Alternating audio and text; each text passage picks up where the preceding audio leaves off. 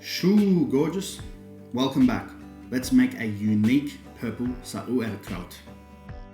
In the next 3 minutes, I'm going to show you how to prepare some cabbage into perfect bite-sized slices, how much salt to add, and I'm also going to be showing you 2 unique ingredients I had left over from my previous cooks. To make this easy, you're going to need a mandolin, glass jar with a weight on top to keep your sauerkraut submerged under the brine, and lastly a kitchen scale so you can get your salt level just right.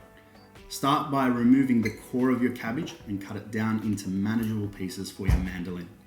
Take care of your fingers, they are not the unique ingredients we're using today, okay? Now, let's jump into some quick basic maths for our salt.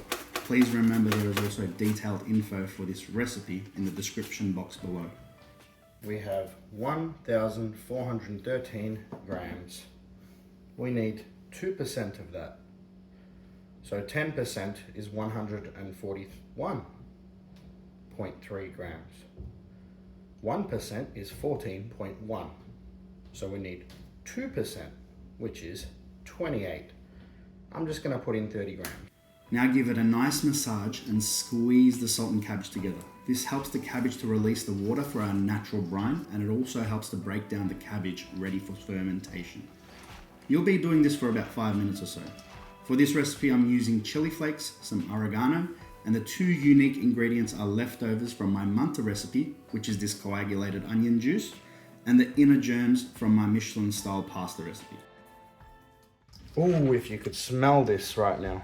Damn, that garlic is very, very punchy coming through, and that oniony smell is coming through too. I can't wait to taste this in a week. It's going to be an interesting little experiment. Look at all that pool of water that's coming in at the bottom. You see that?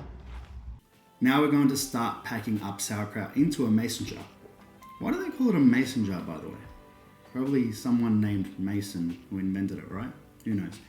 Now I recommend using a wooden spoon or a pestle to compress the sauerkraut so there are no air pockets. Using something like a stone pestle, it might be a little bit dangerous against the glass. So, yeah. Why am I making noises like that? I think I'm going to scare away all the viewers. Okay.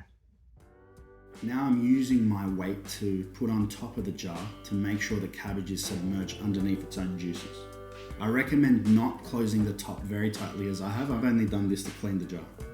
When sauerkraut sits, it actually reacts and it needs to release the carbon dioxide. So just put a towel or lid very loosely on top, don't tighten it. Temperature plays a huge role in also how quick your sauerkraut ferments. For me, in the summer and the spring, I usually leave it outside for a week before transferring in the fridge. But at the time of shooting, it's actually winter, so I've noticed that the fermentation hasn't finished yet. So I left it on the counter for another 4 days before I put it in the fridge. A tip I would like to add is if your juices have reduced from overflowing like mine has, because I've overfilled my jar, you can add some salt water solution on top. Or just listen to me and don't overfill your jar. But I have, so there's that. Please don't do as I do, do as I say. Thank you so much for watching, beautiful people. I'll see you on the next video. Take care. Bye-bye.